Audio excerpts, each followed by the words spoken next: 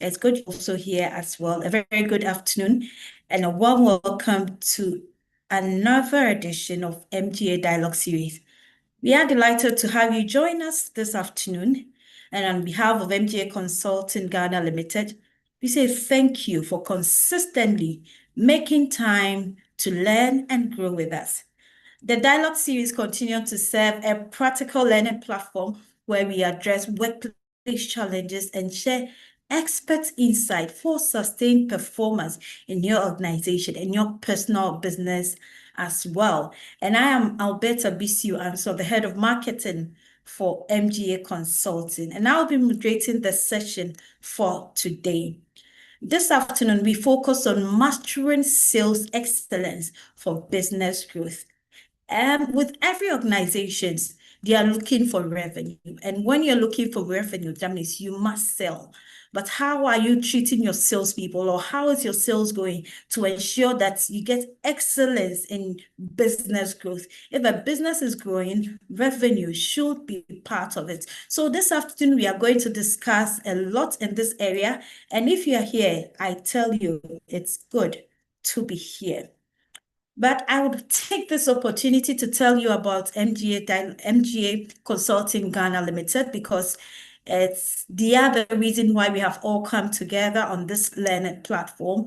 So someone may ask, what do we do? So these are our offerings. We have consulting and advisory services where we can handle your strategy, we can handle policy management and governance advisory. For instance, in terms of anything that you have, you are guaranteed that MGA can handle it for you exceptionally. And then we have helped many organizations be part of those organizations as well. So when it comes to research and insight, we are there to help you in applied research, in market studies, policy analysis, program evaluation, and data-driven insight.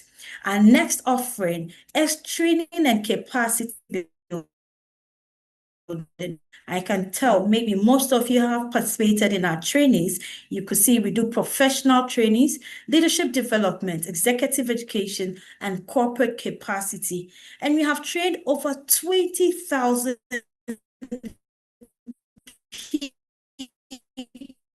people. So I can tell you for a fact, and if you want us to come in-house and train your team, MGA will gladly come out and train your people for you. Before we continue, I want to know where you are joining us from. So let's get interactive. Share with me where you are joining us from, your organization, and what you do as well, so that we can get interactive and know each other in the comment section. Please don't forget to introduce yourself as well. At this point, I'll be so glad to introduce our host for today. I'm happy to introduce someone who will be sitting in the big shoes of the CEO of MGA Consulting, Michael Abiu. He is in the person of Clarios Kofi. He has an MBA and is a highly accomplished sales, marketing, and customer experience leader with over 15 years of progressive experience, in marketing intelligence, business development, and strategic marketing operation in Ghana. He currently serves as a head of commercial at MGA Consulting Limited, overseeing 5 different units, including the marketing, business development, customer experience, sales, and creative department. Prior to his role, he led marketing and sales outsourcing at MGA Consulting and held senior leadership positions, including Director of Marketing and Operations at WellTech Fluid Africa and Market Intelligence. And he did business development. He was the business development lead at Ideal Trade Ghana Limited. He also holds an MBA in marketing from the Methodist University College Ghana and a professional diploma in marketing from the Chartered Institute of Marketing, UK. Clarios is known for his strategic mindset and ability to align marketing and customer experience initiatives with organizational growth and objectives. Clarios brings strong expertise in market intelligence, brand management, customer acquisition with a proven ability to translate insights into actionable strategies that drives revenue and strengthen customer loyalty. Mr. Clarence Kofi, you're welcome to MJ Dialogue Series. Thank you, Alberta. And I must say, I'm really happy to be sitting in the shoes of our regular host, Mr. Michael Abiu, who had to be somewhere this afternoon. He could not make it, not because this is not important, but because he just couldn't make it here on time because he's caught up somewhere. I believe this afternoon is going to be good, and let's all get ready for the person who is our guest, who is so prepared to give us the knowledge, the insight into helping us grow our business. So Alberta, I'm all ready to take us through. Okay, thank you so much. Thank you so much for stepping in. And I know today is going to be another wonderful day. And moving on to our guest. He is a distinguished business consultant, entrepreneur, and a sales and marketing strategist with expertise across real estate, tourism, healthcare, IT, and more. He has designed and delivered impactful corporate sales training programs for organizations, including Global Coast Food Group, Build Financial Technology, Reliance Personnel, and MTN. He is the founder and president of Salesman Strategic Hub, co-founder of Deed Consulting, and president of Ghana Youth Business Innovation Chamber. Previous roles include a country manager for Jetlink Ghana, business development for Multisoft Solution, Jobberman Ghana. He was the marketing manager for FC Beauty Group, and he's a recognized trainer and mentor on psychology of selling, disruptive marketing, lead generation, CV writing, and personal branding. He is in the person of Jerome Aja, and I tell you, he is a certified member of CIM UK and a full member of CIM and a board member of the Global Chamber. Jerome, good to have you here. Yeah. Good to have you, Alberta, and it's a pleasure to be here. Can everyone hear me? Yes, Jerome, you are audible. Good. Okay, so I always say this. Sales is one of the most important skills in business, but also one of the most misunderstood aspects of business. So today, I'm not just here to speak theory. I'm here to share a very simple but practical approach as to how to actually use results-driven approach in driving our revenue going forward. So I'm happy to be part of this session, and I encourage each and every one of us to be fully involved and partake in this program and make it a lovely one. Thank you. Okay, thank you very much. Just so I mentioned, I realized that both Clarence and then Jerome are members or alumni of CIM UK. So today we are in safe hands. At this point, I would want to remind everyone that we are streaming live on LinkedIn, YouTube, and Facebook. I encourage you to join from any of these channels as MGA Consulting, and then you're going to have us live there. The session will run for 1 hour, 30 minutes, including the Q&A session. So don't worry at all, we will answer most of your questions. We know, yes, we've not been able to exhaust all, but most of them we will be able to answer. So keep Clarence and Jerome will answer them for you. At this time, I don't want to take much time. Therefore, I hand over smoothly to our host, Mr. Clarence Kofi. Thank you very much, Alberta. Jerome. Yeah. Happy to have you here. Same here, Clarence. Happy to be part of this session. Viewers, yes. Viewers, you would want to know, Jerome was with us last year, and this year he didn't hesitate when we contacted him to come on again. And Jerome is not actually with us in Accra, but he's busy at a conference, but decided to still join and share his knowledge. So Jerome, once again, thank you for joining us. Thank you, Claros. I'm also happy to be part of the session. You know, I'm a family, Great. so oh yes, I'm always at your beck and call. yes. So thank you so much, and without wasting time, would want to start. But viewers, please, like Alberta said, don't hesitate to put your questions in the chat boxes for us, and I'll do my best to read as many as I can. So expert here, Jerome, would speak to them for us. Jerome, the topic, mastering sales excellence for business growth. Before we even start, can you give us your general remarks on that topic? Okay. So mastering sales for business growth. You and I know that sales is kind of a pivot around which every business revolves. Way back where people used to have issues with sales. Now sales has become like the basic rock, has become like a foundation for every business. And this is what companies need to tap into, because without sales, way back, there is a saying in our local dialect that meaning that if you have a very good product, you don't need to struggle to sell them. The customers will come to you and buy it. But that isn't the case. Now, we find ourselves in a very competitive business, very competitive environment. So you need to find ways and means and get your product into the market. Now, human beings are becoming very complex in nature. Our tastes and preferences are changing every single day, every minute. I remember even yesterday, I sold something to someone, the person loved it. Today, the person said, oh, he's out of stock and he needed something different. Why?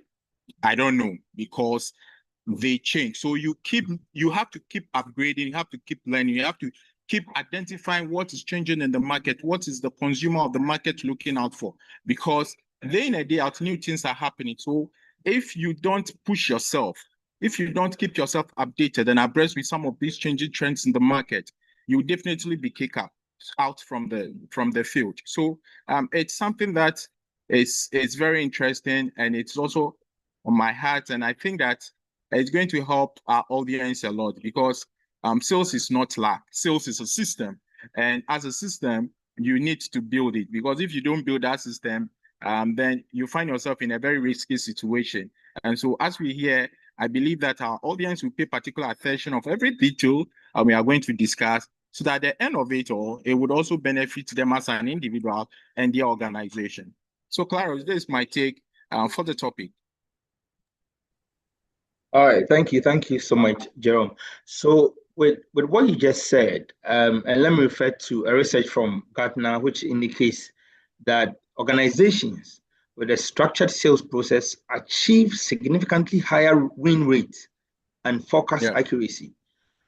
With this background, let me just ask my very first question, and goes, how can organizations transition from individual driven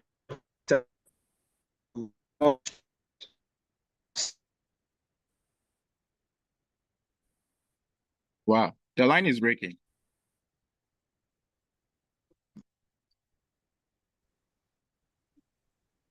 Hi, Jerome. Yeah, I can hear you now, but it dropped. Is it clear? Okay. Yeah, it's better now. Then let me great. So from the preamble that I gave, my question is, how can organizations, transition from individual selling to a more structured, repeatable sales system? Okay, so let me say this. Most organizations with clear sales process win more deals, not because they are lucky, but because they have a very structured system. Now, for the past 14 years, I've been working in sales. I've come to realize, and let me be very honest with you, most businesses do not have a very good sales system, or do not even have a sales system at all. What they do have is one strong salesperson who carry everything around, okay? But the real question is, what happens when that person leaves? Your revenue goes with them. Let's just look at, or let's think about Antimony Wachi at Cantonment. You go there because the taste is very consistent and it tastes very good. That's how Kamantimuni Waakye has gotten the name it has today. But let's just think about it for a minute. Monday, you go there and the waakye tastes very perfect. Wednesday, and it tastes salty. Friday, it tastes very different because the one who prepares or the main person who cooks the waakye isn't around. Would you want to go back? No. That is how business sell nowadays in our part of the world. In so many inconsistencies because they do not have a structure. But how do we transition from such orientation in building a structure or a system? Now, you have to fix it. We have to fix some of this thing. How do we fix it? We have to study the best salesperson among our team. Most companies depend on individual. And I'm saying this based on the training session I've held for the past 5 years. They depend on individuals. You have a sales team of 4 or 5, but out of the 4 or 5, you have only one person performing well. So in fixing your structure or your system, you identify this individual. You don't look at their numbers, but you look at how they sell. What do they say? How do they do their follow-up? What are their daily routine or activities like? So that is the first thing you need to do. Now, the second one is you turn some of these steps into a culture, or let's say you break it down into a process for everyone in the company to follow. That is the second one. Then the third one is you make it the company way of life. You make it the company's culture. Peter Drucker once said that culture eats strategy for breakfast. Culture eats strategy for breakfast. So in this case, if you do not have any good sales culture, any strategy you put in place would not succeed or would not grow. Now, culture is just like a soil. Culture is just like a soil. And strategy is like a seed. So you might even have good sales team or good sales staff.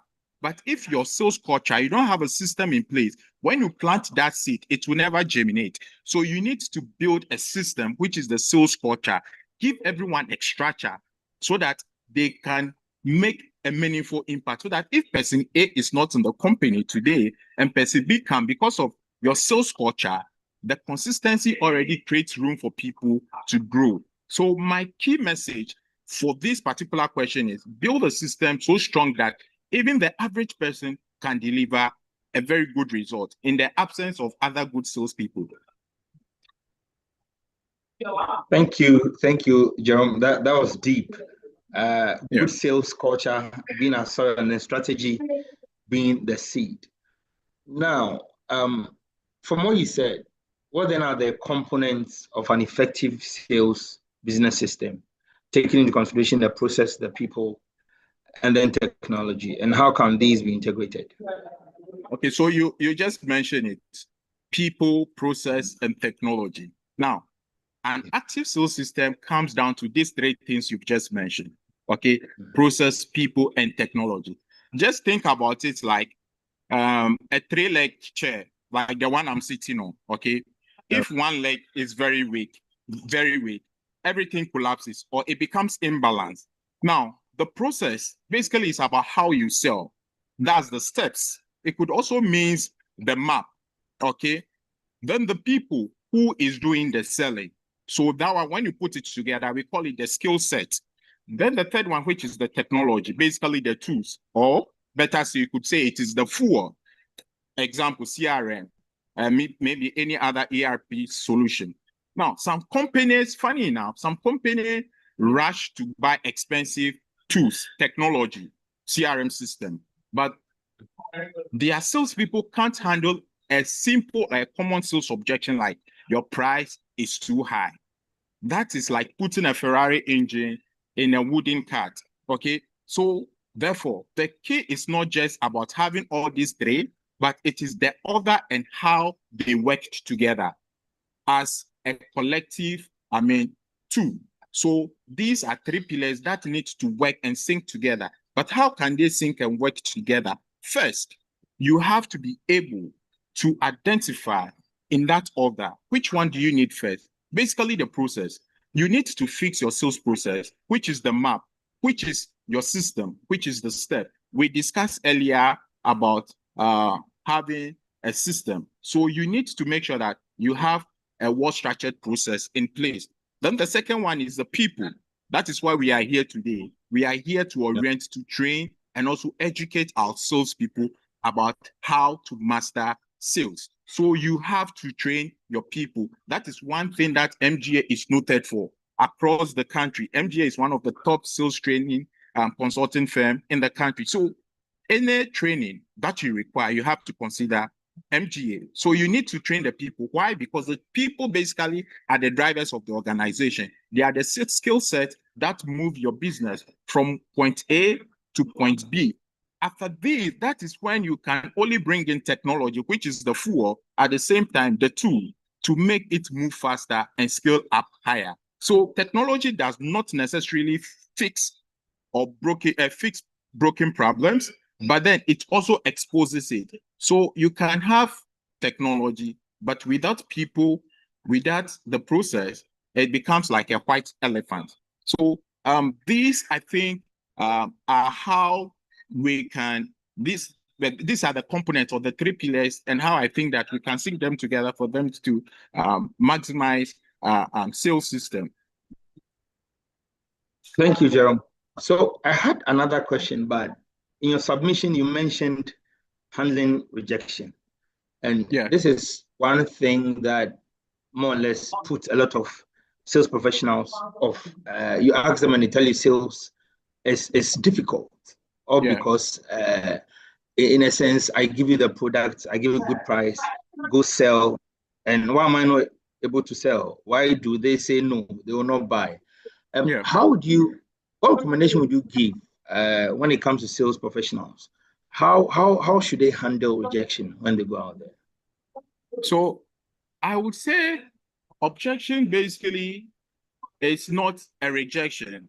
Objection is an invitation to explain further your value, because every business, okay, has something to offer, because you've been able to identify a need, a problem. That's how come you find yourself in the industry to provide a value to your clientele. So first of all, you need to be able to understand why the people are giving that objection, because objection really is not a rejection, but it simply means that you've not been able to convince them enough.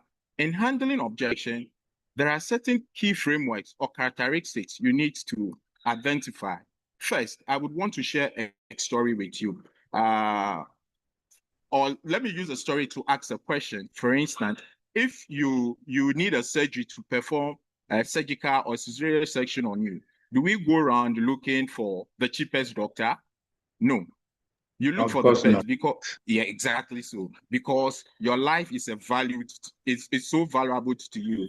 Sales team shift. So when you shift from price to value, by changing what you talk about, it goes a long way to make an impact. Because customers, when a customer says it is expensive, it is not just a rejection, as I said earlier. It is usually an invitation to explain your value. So this is how you manage some of this rejection. First, you have to stop defending the price. Don't. Often we find ourselves in a defensive mode just to explain. You don't explain. You have to stop. The moment you start explaining the price, you've already lost the game. So you focus on the problem. You focus on the problem. How do you do that? You ask simple questions. So for instance, you could ask a question like, what will it cost you if this problem is not solved? So you flip everything and you pose a question to the person. So what would it cost you if this problem is not fixed? Now you are putting the person in a tight corner. If, for instance, they have a tool or an equipment which is sports beyond repairs, and you are ready to offer them an equipment which costs like 5,000, and because your equipment you are selling to them costs them 5,000, would just cost them 5,000 to buy. In the next 5 days, they should make money to offset the cost of it. So these are some of the things we as salespeople need to align ourselves with. We need to shift from defending prices and start identifying problems and ask them, what exactly is the cost of they not fixing their problem? Because people don't buy cheap. they buy what makes sense to them. And why does it make sense? Because we are creatures of emotion, which I always say that we are creatures of emotion. So most of the things we do is influenced by our emotional thoughts and our emotional desire. So this is what I have to say with regards to that follow-up question on objection. Okay, thank you so much. So to our viewers and the sales professionals, just know that objection is not rejection, but a way to help you go back again and convince. So if you go out today, you don't get it, tomorrow you don't get it, keep going until you are able to convince them. Jerome, am I on the right path?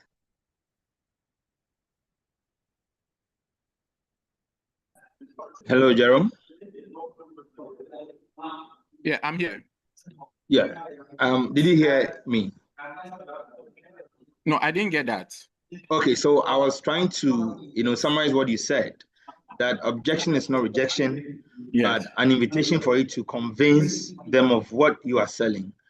And so I was admonishing the sales professionals amongst us that if you go the first time and they say no, do not give up, go again until they buy into what you are selling to them. Exactly. Am I on the right path? Yes. You're on the right path. Exactly so. Exactly so. Exactly the point. Thank you. So let me now go to the other question. And this time I want to look at improving our conversions when it comes to pipeline development. And so, okay, organizations always have their pipelines, the leads, yes, which they follow up to get their businesses. So how can organizations redesign their lead qualification, one, and the processes to improve their conversion rates? Okay. So let me start with this. Not everyone who shows interest is a real customer. Some people are just time wasters. Okay. Some people are just time wasters. So I'm giving you an example based on my experience, but I'll frame it differently. So let's just imagine that you drive through the heavy traffic in Accra for 2 good hours. And the reason why you're driving basically is to show a lead, okay, a property at East Legon. Okay, now after getting to the location, you show the property to the person. Now, all that the person could say is, oh, it is a nice property. I'm just looking for an idea to build a house. That person is not a lead. That person basically is a tourist. So how do you then improve conversion? How do you then improve conversion? Because a lot of salespeople have found themselves in some of these situations. They spend months, weeks, days chasing a particular lead, and at the end of it all, you don't close it. So it's becoming a lot of problem. And sometimes as a salesperson, you keep telling your boss story. And because you don't want to, move that particular lead from the pipeline, because the lead keep giving you promises that never comes to an end. So how do you stop some of this from happening so that you can improve your conversion? Now, you have to stop chasing every person, and start qualifying properly. And how do you qualify properly? You need to avoid experiences that would, waste your time, because sales time is money. So there is something we call the BANT framework, or the BANT strategy. BANT, B-A-N-T. So the BANT basically is used to filter your leads. The B stands for budget, the A stands for need, then the T stands for time bound. Now, so what does this mean? So before you even engage someone, or after engaging the person, what do you need? You need to ask yourself basic question using the BANT framework. That is B, budget. Can they afford it? 2, authority. That is A in the BANT. Are the person, or is the person a decision maker? The third one, N, which is need. Do they really need it, or do they have a need for what I'm selling? The third one, or the last one, basically is a timeline. When are they buying? When are they going to buy? Is it now, tomorrow, or the next 5 years? You need to ask yourself this question. And there are so many ways you can do that. Now, someone will ask, but how can I know the budget of the person if the person is not ready to tell me? Or how can I know if this person has authority or is a decision maker? Okay, or how would I know if the person really have a need? They are so simple questions that you ask. So for instance, if you really want to know, you are selling a property, there are simple questions. Oh, is this property for you, or you are buying it for a friend or a relative outside? These are simple questions. Now, depending on the answer, it gives you a fair idea. Fine, he is the decision maker. Okay, he is the decision maker. Now, about the budget, usually this is a very critical aspect in sales because a lot of people wouldn't want to disclose their budgets to you. So now, if someone is buying a property, you have to do profiling, your background check. Where does the person work? What is the person position or portfolio? Okay, where does the person currently stay?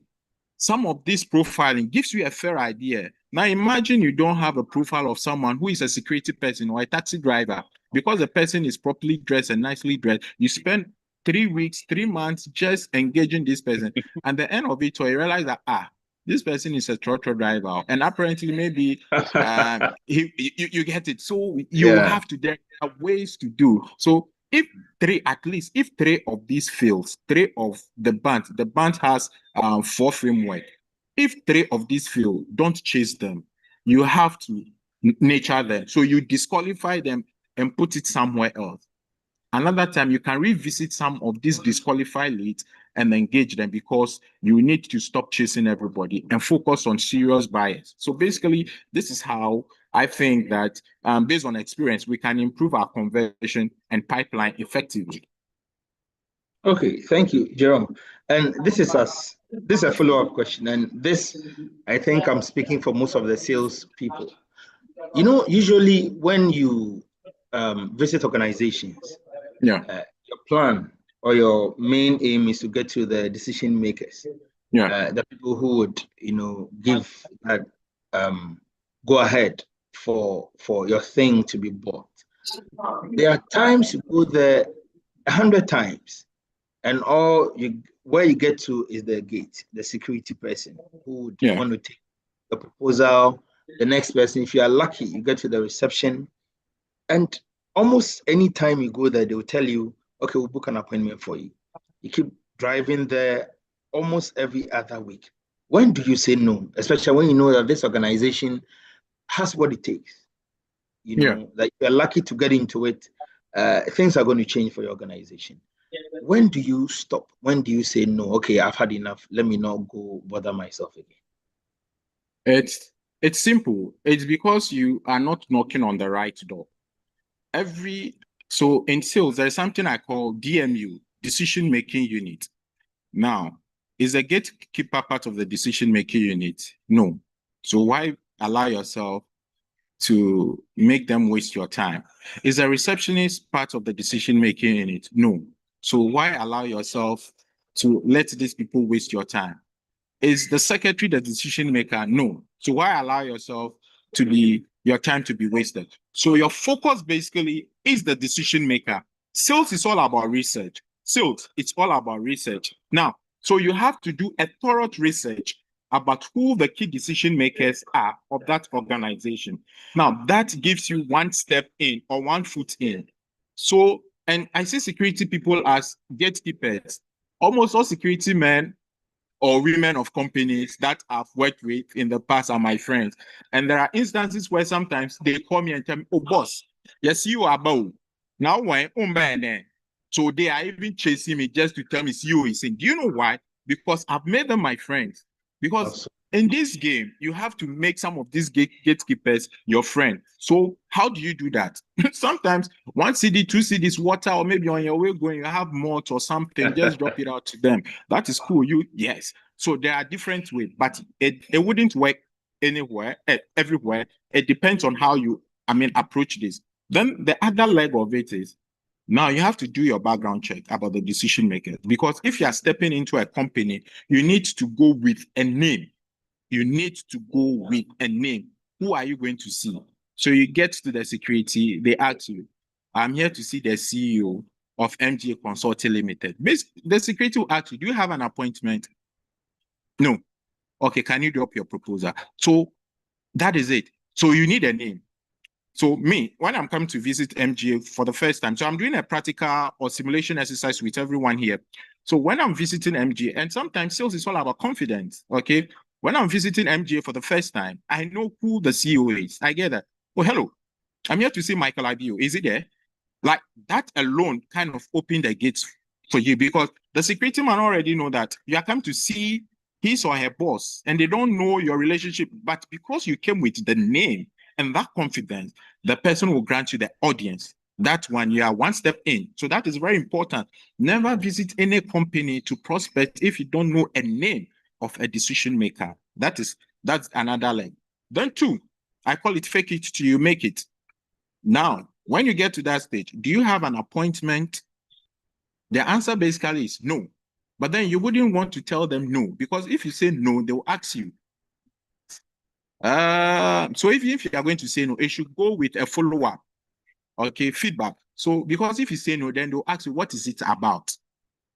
Then now you start fumbling. Or it's about our company, or it's about a proposal. Okay, can you drop your proposal? So I'm here to see Michael Abio. If that doesn't work with that audacity or confidence, they will definitely ask, do you have an appointment? Now, if that one comes in, the other way, oh, no, but then I have something that will be of any interest to him and it's going to help the company. And I think it's very important that I meet him and discuss it with him. And he's very much aware, and I'm sure he's very interested in this. So that is it. You have your way in. Now, that is another leg of it. Then there's another leg where you have to identify where some of these people spend their time.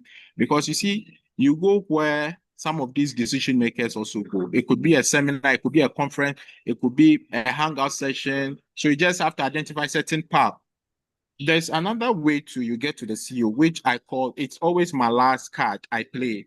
I know a very few people, but because of MG, I'm disclosing it with everyone here. Thank you. Or Claros, we should do it this way. If they subscribe to the training, we give it to them, or I can give it to them here. I believe they will subscribe. So you just give them a tip, and then, because definitely we have more to give. So let's give a little to them here, and then when they come for the training, we'll give everything out to them. Okay, sure. So let's imagine, or let me just give you an example. You want to present a proposal to the president, John Mahama. Okay. Now, definitely, you and I know if you don't have any connection, it will be very difficult. You have to put your proposal in your company envelope and drop it. That proposal, trust me, it will not get anywhere. So there's something I call the branding authority, okay, with suspense. Okay, something that I discovered myself based on tastes and preferences and how people perceptions are shaped towards packaging. So you have your proposal. Instead of putting it in your company branded envelope and writing or addressing it to someone of a higher authority, you would want to use this approach instead. After everything is placed in your branded envelope, just go to DHL. Go to DHL and tell DHL to deliver this to you. DHL will put it in their branded package. Trust me, if I'm sitting here and someone presents me two different documents or envelope, and one I'm even putting this question to you. One is in a DHL, and let's say one is in MG Consulting Limited envelope. Which one do you think I'll pick and open first? Or which one would interest me? Good. Good. So you want to shape it. And it kind of adds some seriousness to everything you do. And it's less than 120 Ghana cedis within Accra or so. I'm not too sure. But the last time I tried it, I paid 120 Ghana cedis for just that. And I had a call because it went to the doorstep of the direct decision maker. So you have to look. So some of these people, you have to be very strategic with your approach. So these are some of the tips I'll give you today as to how you can get the decision maker on board. This Wow. Kind courtesy to MGA Consulting Limited. Wow, Jerome. You see, this can only be, said here on our webinar series because people pay a lot to take such. And with this thing that you've disclosed, I think you've also helped me to some extent because I have a very big sales team, and this question I asked is something that comes up more often than not. And so I think you saved me explaining to them again. I'm sure they've taken a lot, and from today going, they'll come back and not give any excuses. Thank you so much. And viewers, we just want to say thank you. Even within the call to Jerome, because what he just said, I have not tried it before, and it's something I think we can do. The Chius here, the Namne, he had to, use something to get something. It was costly, but at the end of the day, he was able to get in there. That was a good one, Jerome. Let's get back to the pipeline effectiveness, and this will be the last question on that.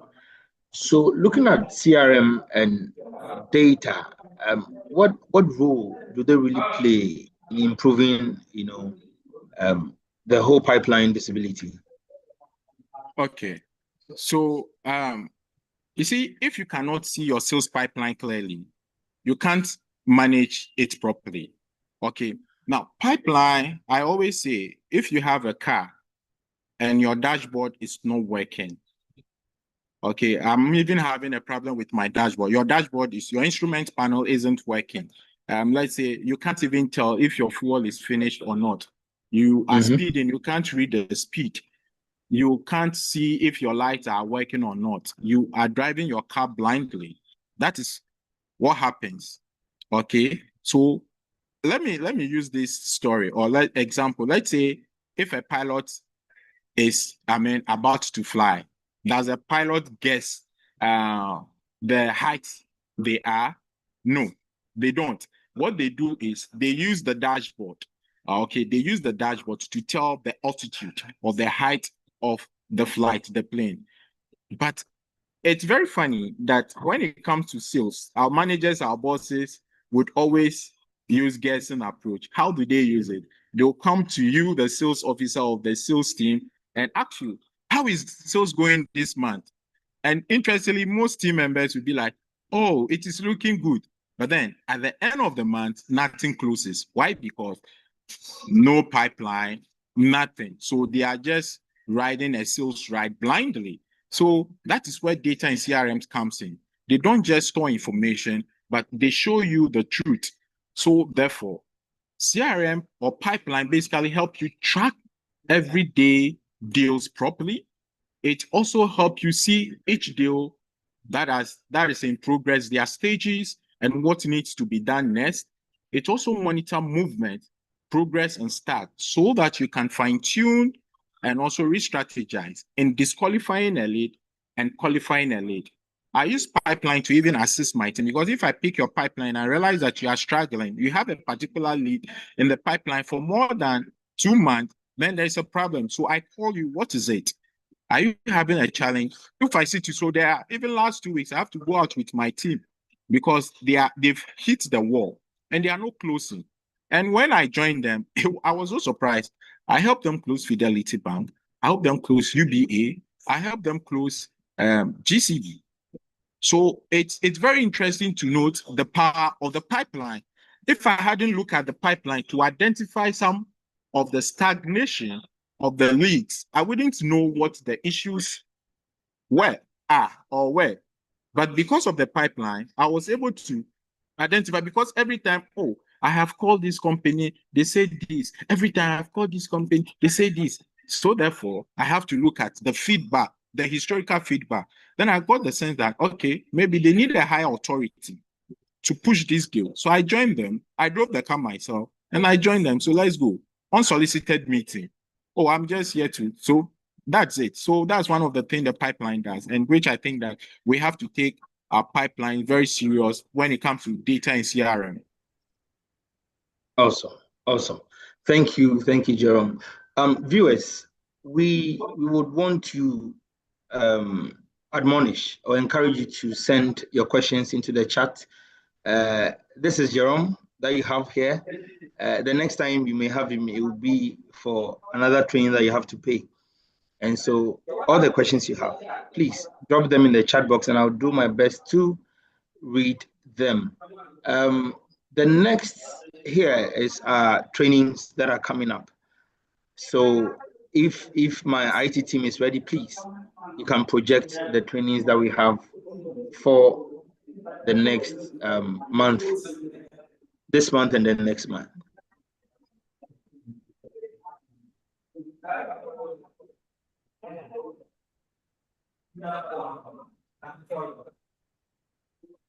So viewers, we have effective selling. That's a relationship selling approach, which is happening on the 12th and the 13th of May 2026. And the price here is 3,000 per participant for the 2 days. This includes your coffee break and then your lunch. You'd also have your certificates and all. And so we encourage that branch managers, heads of units, relationship managers, sales executives, account managers, the frontline staff, you don't miss out on this. And just know that there is an announcement I'm going to make for all of you who are here with us. I would make that. No, let me say it now before maybe you go off. And so for that and this, let me finish with the mastering the art of selling. This is also another one that is happening in this month. That's next week, the 28th and 29th. We encourage you to register or sign up with us. And once you do that, we are promising a 10% discount for each and everyone that is on here. And then once you register, you get a 10%. So immediately we finish, please, there are some 2 numbers on there. Please call the numbers and tell them I joined the webinar, so I'm taking my 10%, and we would gladly give you the 10%. So the first one is so let's start from this month, which is mastering the art of selling, which is happening next week. And then in May, we have effective selling, a relationship selling approach. Just know that we are going to give you 10%. Once you joined, just call me and tell me that, oh, I joined, so I'm taking my 10%. Let's sign up early so that we don't close it. Thank you very much, my IT. We'll come back again. All right. So, Jerome, let me take this question that I have from Bertha Odro. Are you with us, Jerome? Yeah, I'm with you. I'm with you. Okay, so let me take the very first one. Bertha says, how do you maintain consistent performance in a fluctuating market? That is her first question. How do you, let me take it again. How do you maintain consistent performance in a fluctuating market? I don't know, should I go with all 3 and then you take them, or you want to take them one by one? Okay, let me answer this. Okay. Let me answer this. Okay. So when it comes to the market, there are so many forces that manipulate or control the market. Okay. Now, there are forces that you have control over. There are those that you do not have control over. We have external and internal forces. And in sales and marketing, everyone knows this. Okay. But let me keep it very simple. Now, you don't control market, but you control your process. You control everything within. So one of the things you can do is align yourself. When the market is unstable, companies rely on luck or they struggle. Okay. But companies with structures and very consistency, you see them performing. You could even see that during the COVID-19, there were some companies struggling and others weren't struggling. Why? Because some have built system over time and others haven't. And even in this current economy, we still have companies that are struggling. Others are performing. Why? Because they have built a system, and the system has says very consistently. That's one thing we have to do. So first, you need to focus on daily activities, calls, follow-ups, and meetings. You need to be very consistent on that. Then the second one is clear sales process. Clear sales process. All these things are internal. Then the other one is staying close to customers, and adjusting quickly, but not panicking. When consistency comes in, it helps you also stabilize yourself. So for instance, let's imagine that you have 50 or let's say 30 clients that you provide services to, 30 clients. Yeah. Now you find yourself in a very volatile system where all the other extra customers who are not like a retainer, they come as and when to augment your 30 are not coming again. Now you have only 30, meaning that the other extras are not coming. Now, even some of these 30 might also want to save their money or not come back. So there are things you need to do. And some of the things you need to do is also to, I remember the story of the seed eater, so let me share that story with you to back what I'm trying to say. Now, imagine you are a farmer and you harvest crop, okay? Now, and you, after harvesting your crops, and you decided to sell everything, all your crops, and not even saving any seed. What happens? You get your money, but then you are not able to grow for the next season because you have nothing to plant again. You've sold your crop, including the seed. You've not stored anything. Now, it is the same way when you find yourself in a volatile economic system. That because you do not have consistency, you do not have plan. So the short term, yes, you make money, but the long term, you don't. Why? Because you have not built a system. So let's try and be very strategic about aligning our system. Let's build our system so that even in times when there are struggles, you can still survive. So for instance, the 30th client I spoke about, so you could use data. You know their behavioral pattern, how often they buy from you, where they buy, when they buy. Just look at it as MTN. You buy data from MTN. When your data is getting finished, you get prompt from them. That is how it's supposed to be. Like the system, these are some of the system I'm talking about. So this is your 30 client. You've been working with them, so you know their behavioral pattern, you know their purchasing pattern. So as and when you engage them, you talk to them, you visit them, there are so many things you do. So your internal process helps you to align with some of these inconsistent or volatile economic pressure or forces that you do not have control over. I believe I've answered her question. I believe so for Bertha. Let me quickly put these two questions together because I can see other people asking questions. So the second question is, how is technology reshaping customer engagement in today's sales landscape? And then the last question from Bertha is, what common mistakes do businesses make when scaling their sales teams, and how can they be avoided? Okay, so the first one is about technology. Technology. Okay, so let me take the technology. As I said earlier, so as I said, the example I gave, okay, so you buy airtime or you buy data today, okay, before it finishes, you already get a message. Your bundle is about to expire. Why? Because the system already understands your behavior, okay? So before the customer even think about buying again, you already are reaching out to them. The insurance company are doing something similar. If your insurance is about to expire, they engage you.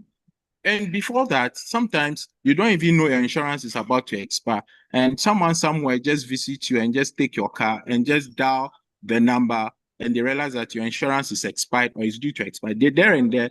They have taken your customers away. So that was what was happening. But now, insurance companies have integrated or are using technology that is even helping them identify people whose insurance are expiring, and text messages are sent to them. And sometimes they even automate calls, or their salespeople are even able to call and tell you, last week I renewed my insurance, call you that, oh, Jerome, your insurance is due to expire. We can do it for you seamlessly. And WhatsApp is helping. I renew my insurance without even walking an inch to the insurance company. Everything was sent to me on my WhatsApp page. That's technology for you. Then later they delivered it to me. So that is technology for you. That is how you build predictable and scalable revenue. And that is what technology is doing. So technology basically helps us understand customers. Technology also helps us act on it automatically without using the manual approach, which people usually do. So going forward, this is also an admonition to us. If any one of us here isn't on top with technology, you have to start thinking. And there are freebies of some of this technology online. Start making good use of some of them so that at least it would also help you scale up. Yeah. So that is that question. The last question would be the common mistakes businesses make when scaling their sales team. and how can they be Okay. avoided? Okay. So one of the common mistake business do when scaling a sales team is one, the compatibility of the person. Okay. Now, attitude, we say it's everything when it comes to recruitment. I have sit on boards, I've sit on recruitment panel, and I can say that often people look at different key indicators which really affect businesses. So when you recruit someone, first you look at the attitude of the person before you even let the person join the team. Is this person having a drive or an interest in sales, or the person is just using it as a window to enter into the industry and leave? So that you have to identify if the person has got the interest and the attitude for the job, because sales, it's all about passion, interest, and desire. And then the other one is the skill set. As for sales, you can learn sales on the job. So that isn't a problem. That is why we have companies like MGA Consulting Limited that are more people-oriented to help organizations reshape their team so that they can upskill and scale up. So one is also about their skill set, but their skill set doesn't talk that much, because sometimes you recruit someone who has gone that and the person is trainable. Within short period of time, the person pick up and they become the top performance. So you look at that, but then you also look at the compatibility of such a person. Then the last one is the consistency of the person in the industry or in the field. The consistency, that is if it is not an entry level. Now, I was reviewing a CV for a company. Now, the person is applying for a sales job, but the person has worked as an accountant before for 2 years, and the person has worked as a customer service or a teller for about 6 months. Then the person has also worked as, I've forgotten, but it was funny, as an operation something for a real estate. But the person is applying for a sales job. So you pick the CV and there are inconsistency in the person's career path.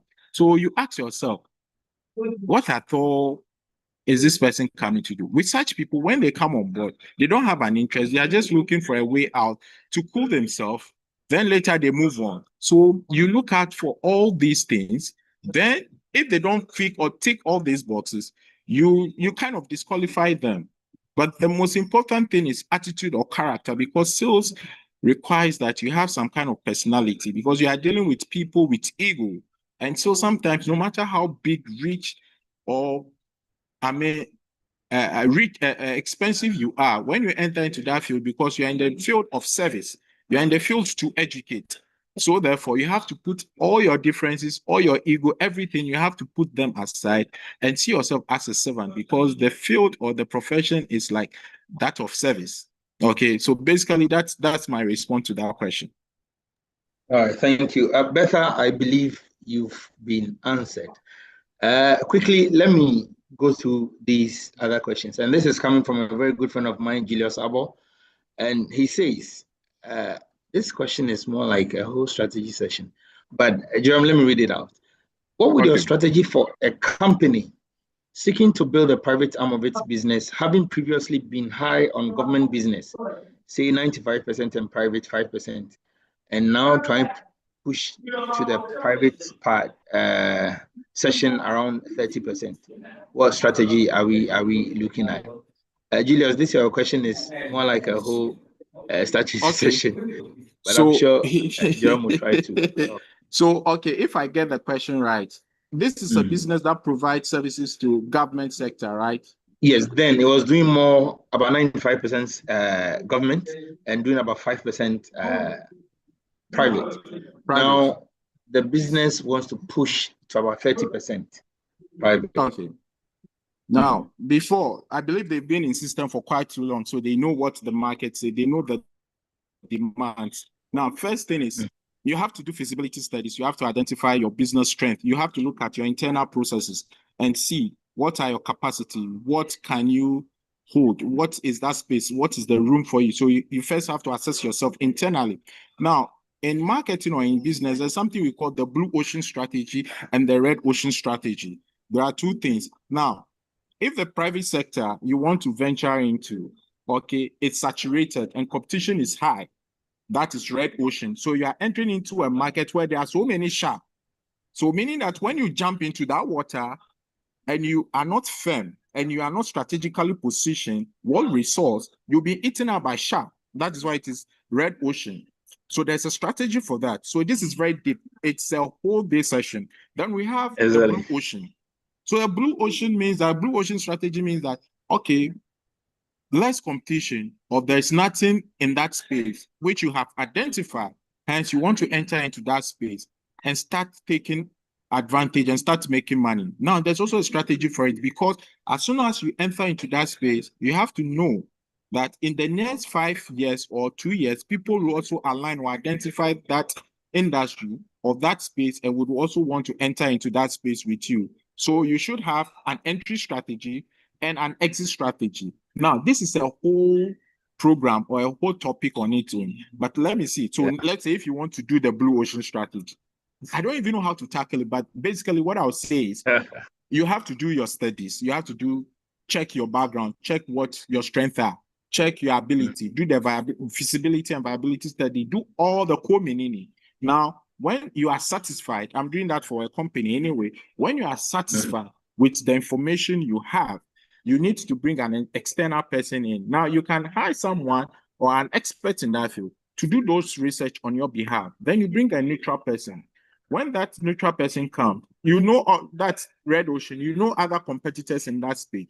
So what you do is you could equally do mystery shopping, window shopping, and purchase some of their service or businesses.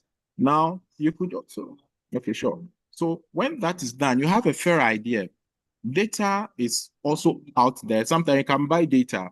You can buy information from online or maybe some industry experts. So they can give you data. I buy data a lot, depending on what data I'm looking for. I buy data from GIPC. I buy data from AGI. So depending on what I'm looking for. So you can buy data and access the data. So it's very important because research or data is everything. So if you don't have data, it's very difficult. Now, this question, I would advise that if you are interested in doing that, engage MGA so that we'll have a whole strategic session and scoping session with you, so that we can dichotomize the detail of it, because it comes with a whole scoping session to identify what you really need, because there is no one-size-fits-all approach for this. This is a just general question, but this is my response to your question. I believe I've been able to do justice to it to this stage, but then more to it would come when you engage MGA. John, thank you. So Julius, this is what I was going to say. Luckily, there's one man here in Ghana who, when it comes to strategy, you look no further. He happens to be the president, national president of the Chartered Institute of Marketing Ghana, and also, fortunately, my CEO at MGA. And so, Julius, we'll have some more talk on this. Exactly. When it comes to strategy, you are covered. When it comes to Michael Abiel. So let's move to the next. And this is also coming from another friend of mine, Genevieve Kofi from Rapid Link. Genevieve is saying, how do you handle a disgruntled client who calls or comes back to accept initial terms communicated to him or her? Do you accept him and proceed with the transaction, or you squarely meet him with the uncooked statement he made initially? You know, there are some troublesome customers. There are some hard nut customers to crack. What I would want to say is, now, one, this customer, before you handle or you deal with this person, you have to ask yourself, how long, what has been the customer life value time with the company? Is it someone, a new customer or an old customer? Because all these two would influence, the difference would influence how you handle them. If it is a customer that has worked with you for that long, the approach is different, because the person has been consistent with you, and therefore maybe might have not complained before, but this is the first time the person is complaining. So the approach might be a bit different. So you handle it differently. Now, if the person is a new customer, there are some customers, that's why I tell people that it is not every money you put on the table, they put on the table that you pick. But if the person is a new customer and the person is giving you, comes to you at that point, you need to be very strategic and focused, because you see, it costs you 7 times, according to Bain and Company, a research they conducted. It costs you 7 times to acquire one new customer. 7 times the cost of maintaining one customer. It costs you 7 times. So it should tell you how expensive it is going out seeking or trying to purchase or acquire a customer. So if you have an existing customer, whatever you need to do to make that customer happy, you need to do it. That is why there is a concept that goes around, says the customer is always right. It is not that the customer is always right, but it is something that has been framed to guide our thought and also shape our approach in managing customer expectation and dissatisfaction. So even though they are wrong, it kind of places you in a position where you are psyched out that this person isn't right, but because I am to treat the person as king and queen of my business, my approach should be different. So you're in a position to educate them, not to sell. Remember, sales is not just about selling. You are an educator. You need to educate people to as well. So the person comes disgruntled. Listen to the person, because customers becomes very furious when you don't listen to them. And most problem with salespeople, I'm telling you, like almost 90% salespeople have this problem. They listen to respond or to react. They don't listen to understand. Why? Because most of them have come across such complaints or such customers. So we have developed a fence or a wall around ourselves how to handle such customers. So when the person comes, like it becomes like firefighting kind of thing. So you would have to stop reacting, stop responding, but then try to listen. When you listen, just empathize with the person, even no matter how wrong a person is. Just listen to their rubbish. When you listen to their rubbish, acknowledge them, appreciate listening to their rubbish. Then empathize, let them know what you have said. That is when they will be ready to listen to you. Now, if it is an education, for instance, I consult for a company, I don't want to mention name. Now, there was an issue, okay? The customer was wrong. But when the customer went to the branch to get it solved, the people knew that the customer was wrong. So there's like, it is not possible. How can you come and buy this year and take it back after 3 months when we have only 1 month warranty? And you are telling us that the product or the item is not quality. It is no. So she also responded firefighting because the customer came very arrogantly. Okay. Now that salesperson doesn't know that, oh no, though the customer was right, but what's wrong with her approach? The person needs to fine-tune her approach to handle that customer. Okay. Now, I was there, so I was there when they called me to come and solve. So I solved some of this issue. So then I engaged. The customer came over to my office. There was AC, so I decided to put the AC on so that the AC would chill her and calm her down. So the AC was chilling her. I decided not to touch it. Like, yeah, they should chill her. So she talked. I listened to. Oh yeah, that's. So now you see, I have tamed her.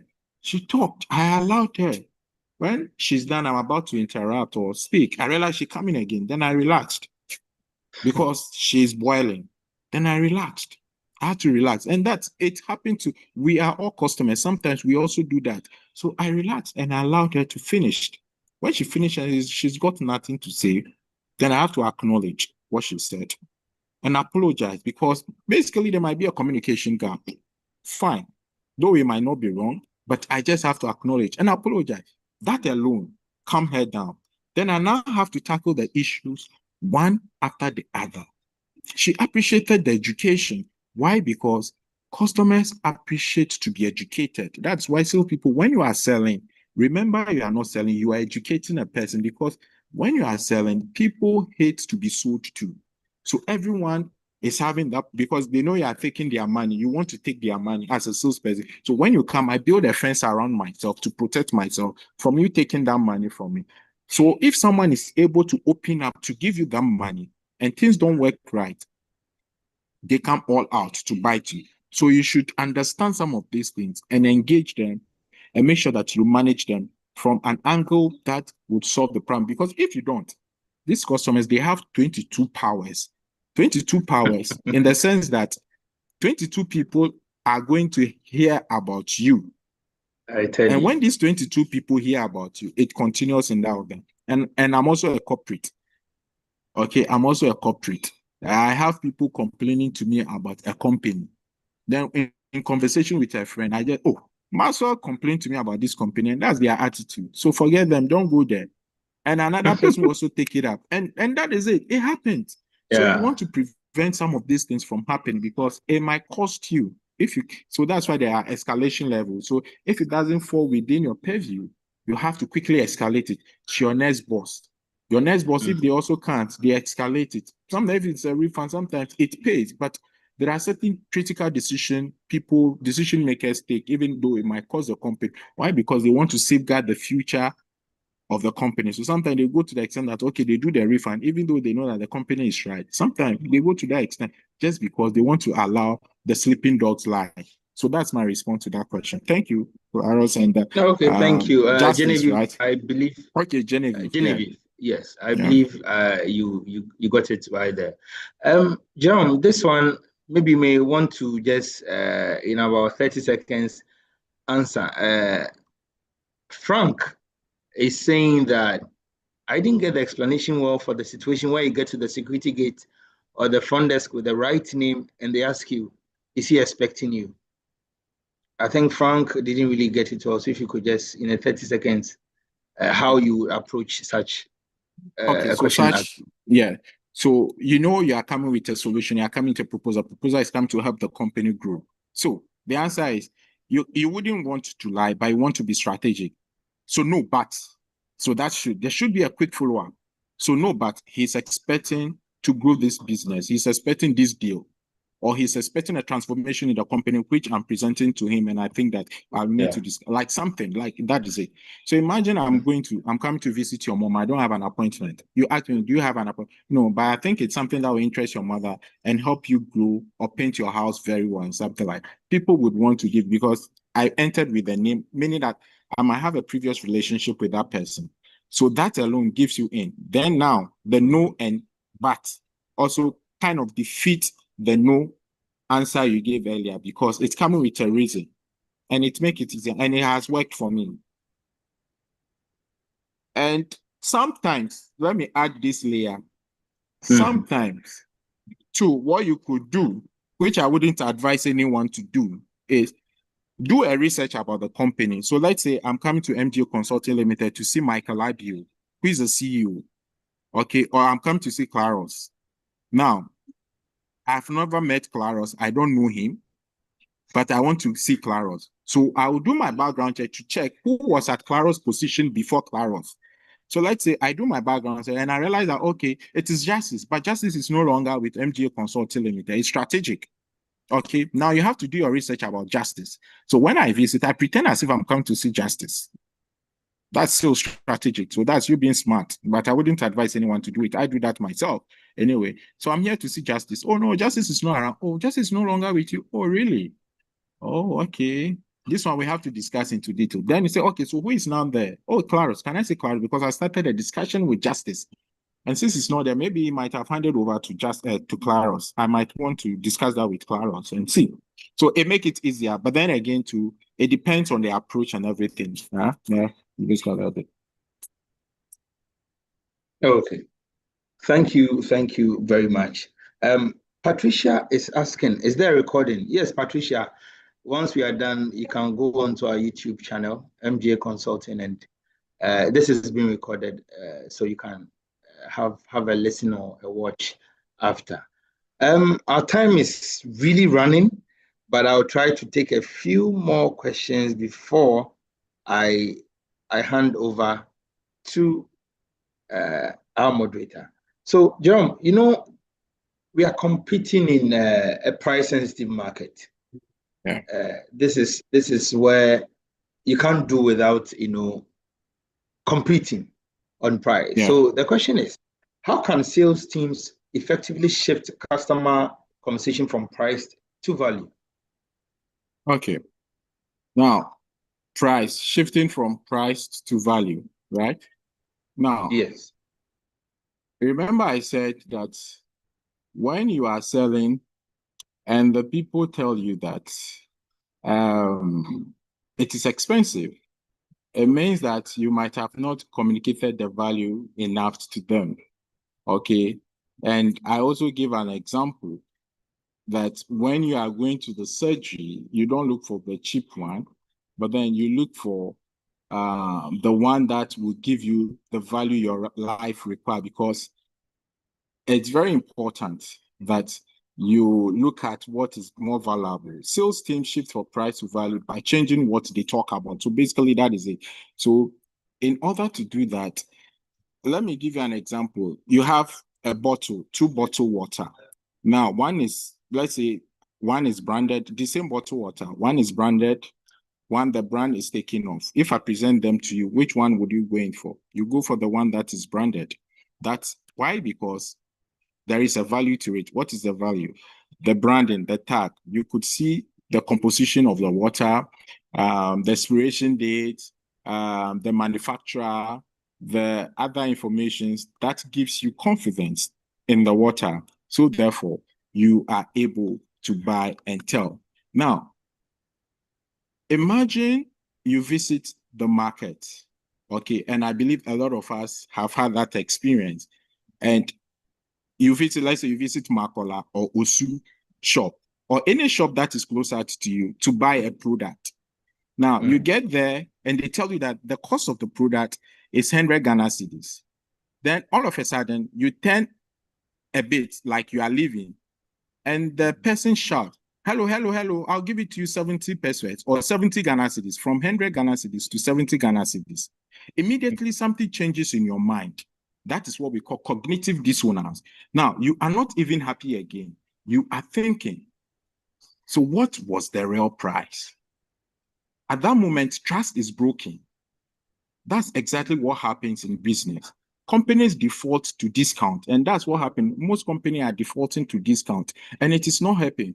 They clearly didn't explain the value. They feel pressure to close quickly. They lack confidence. And so it is something that it's happening, which if we need to, we have to start finding ways and means to discuss what exactly we need to trade off if we want to give more discount in place of value. So you have to trade off value for a discount. Because when I'm even selling shoe and someone come and I give the person a discount, there is that cognitive dissonance. Because is it worth it? Why has the person reduced it without any further negotiation? Is this the value of the shoe? So you always have to trade off. So for instance, if you are giving 10%, you need to say, I can do, but I can give you 10%, but maybe the delivery date wouldn't be today or tomorrow. Maybe I can sell it for a 10% discount, with a 10% discount, but I'll remove the lace from the shoe. So you are trying to bring their mind back to the value of the product you are selling. Maybe they need a training. Now, initially, the training might be done by Mr. Adio, but maybe because they want to pay less, they can't afford it. Mr. Adio is high end, so maybe we'll look for another person who can handle it. So you have to trade off so that they would appreciate. But if you don't, trust me, you are reducing price without reducing the value, and that will affect your growth, and that will affect your business, and you will be losing out. Thank you. Thank you, Jerome. This is getting interesting, but the time is also running. Betha says, are we going to be giving certificates at the end of this webinar? Yes, Betha, once you registered, you would receive your certificate for joining this webinar. Then again, IT, if you are ready, can you please share the trainings again? We have 2 trainings, one in this month, and then the other also coming May. So IT, if you're ready. So the very first one is Mastering the Art of Selling, which is happening from the 28th to the 29th of April.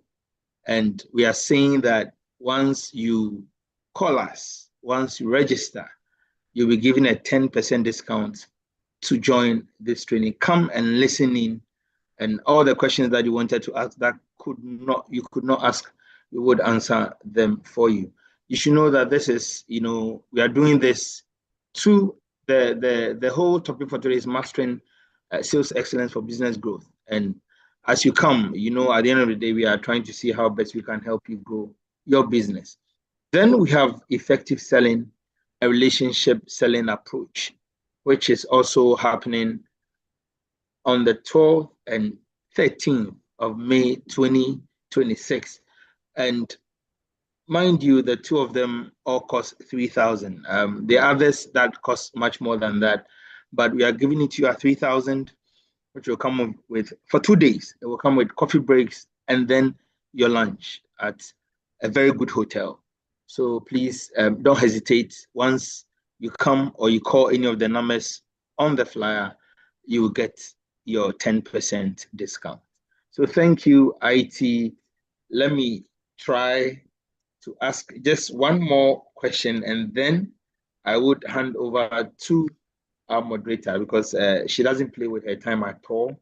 And so, Jerome, I want to look at building a sustainable revenue growth. And Okay.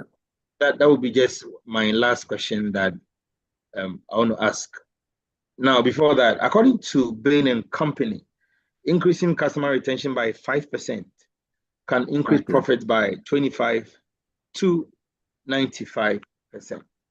Now, my last question to you is, how can organizations better align sales, marketing, and customer access to drive long-term growth? I have more questions, but I think I will stick to it. I'm going to stick with this one so that, yes. How can organizations better align sales, marketing, and customer success to drive long-term growth? Okay. I want to find out, is my camera on? No, your camera is not on, Jerome. Okay. Okay. Good. Is it on now? It is, but we cannot see you. Okay. I'm coming in. So all this was Jesus Christ. All this one, we thought you had a technical. Oh, so sorry. Okay, so that is actually. Actually, I had to press. I didn't know. Just forgive me. My camera is hidden somewhere in the laptop. Okay. So this me actually. So you can see me here, right? Good. So let me see. Oh, so I didn't know I wasn't showing. Oh, so sorry. So how an organization can align sales to marketing, customer success. Okay. So this is an interesting story, or let's say an interesting topic, because often most of these three departments or functions are supposed to work in synergy. But what is happening now is you see them working in silos in most organizations. Now, let's look at it from this angle. Marketing brings the customer. So marketing don't do sales. Marketing basically is into lead generation. Now, sales close the deal. Sales are like they qualify the leads. Now, but the customer success keeps the customer. They actually keep the customer. But the real work starts after the wedding or the marriage. Now, why am I saying this? Sales is like wedding. Okay, sales is like wedding, where you go and everyone is excited, everyone is dancing. There are so many energy promises, and the smiles, the drinks are flowing. That is sales because the deal has been closed. That is one of its wedding, and wedding happens once in a lifetime of maybe two, a man and a woman at the same time. It can't happen again unless maybe they are divorced and want to. But between one couple, it happened once. That is sales. Okay, first time sales. Now, the real work starts after the wedding. So the real work itself is marriage. That is where the customer success comes in. So let's just imagine for a minute that marketing attracts a customer, sales closes the deal. Then after payment, then you go silence, no follow-up, no guidance, no support. Immediately the customer starts thinking, did I make a right decision? That is cognitive dissonance sets in again. Did I really make, because after buying a thing, no one is talking to me, no one is engaging me. What happens? So then you have to make sure that these three things align. That is the marketing, the sales, and customer service. How can they align? So long as long-term goal is important to the organization, these three can work together. And when they work together, the customer doesn't feel abandoned, and even after making payment. So this is what I have to say with regards to this. And it's very important that we note these three different functions: sales, marketing, and customer success. In some organization, one individual function or person plays all this, which is very difficult because meaning that the company is not putting more value on the individual importance of these different functions or roles. So sometimes you see customers disgruntled, and such arrangement breeds more dissatisfied customers in the system, which isn't good. And most companies are practicing that system because a lot of companies don't have customer success managers or customer experience manager. They have sales, they have marketing, but no one handles the customer different. So maybe front desk handles, or the salesperson or marketing person is the same person handling the same, portfolio or function, which I think isn't the best. Yeah. Okay. Thank you very much. And with this, we'll come the end of the questions. But Jerome, your final thoughts on this topic in general. What would you want to say before we hand over to our moderator? Okay, so let me put it this way. Everything we've learned so far, data gives predictability. Technology gives you skill. And the best business do not wait for demand.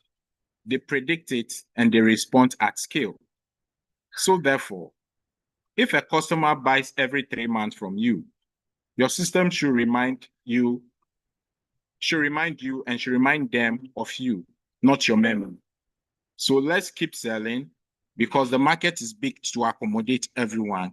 And don't forget, MGA Consulting Limited is there for you. So anytime you have issues with regard to sales, marketing, or strategy, they're at your beck and call, and take advantage of them, like what they are doing now. Because they have you at heart, they've decided to organize this for you. Imagine paying $3,000 for just this session. But here you are, you have it virtually at the comfort of your home. So please do not lose guard. And remember, we are here for you. And then again, I have my book launch on the 2nd July at British Council at 5:30. It is the title of the book is The Salesman Playbook: How to Close Deals in the African Market. And I guess MGA Consulting Limited is the brain behind the organization of everything. So I'm throwing this to everyone who is part of this session to take advantage of it, to come for the book launch. It is a Thursday, 2nd July. The following day is a holiday, and it's in the evening, 5:30. So when you come, after the session, which is going to last 1 hour, 30 minutes, you have the rest of the time to network and engage people. And as salespeople, you need to be attending most of some of these sales and networking events because your network is your net worth.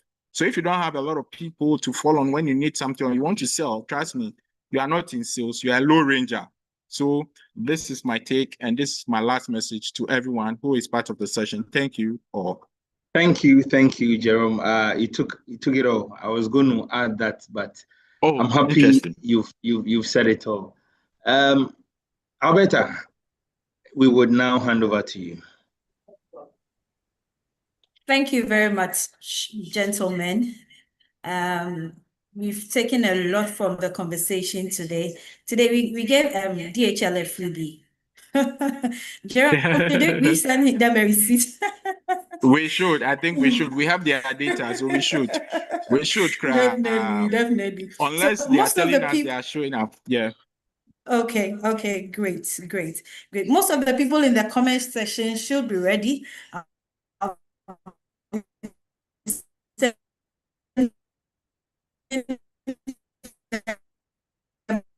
My DHL parcel, so they should get ready. Okay. Mr. Kofi, I hope you are in. Alberta, I missed. Okay, I said we are sending that DHL parcel. We are sending our Oh, please DHL do, parcel. please do. Every participant here. Yes, yes. So if you get the opportunity to be in MGA trainings, Jerome is one of our consultants, so you get deep insight on sales, on how to go around it. With 1 hour, 30 minutes, we can't be able to exhaust everything, but if you have the opportunity to stay in his class, in Michael Abu's class for 2 days, trust me, you're going to turn your sales revenue around. So we want to thank each and everyone for joining us. We would want to encourage you to be part of our next webinar, which is happening on 6th May. 6th May, and it's going to be on customer relation management, sales documentation, leveraging technology with Salesforce in Ghana and West Africa. So you don't want to miss this conversation. It's all about sales. How are you managing your customer relation? Jerome mentioned it today. So you have to be part of it. Salesforce is in Ghana, and you have to know more about Salesforce. So on the 6th of May, I will be expecting you, and I know that you will join us again. And the time remains 3 p.m. to 4:30 p.m. Once again, we are so grateful for having you on this conversation, Mastering Sales Excellence for Business Growth. I know we have learned a lot from today's session.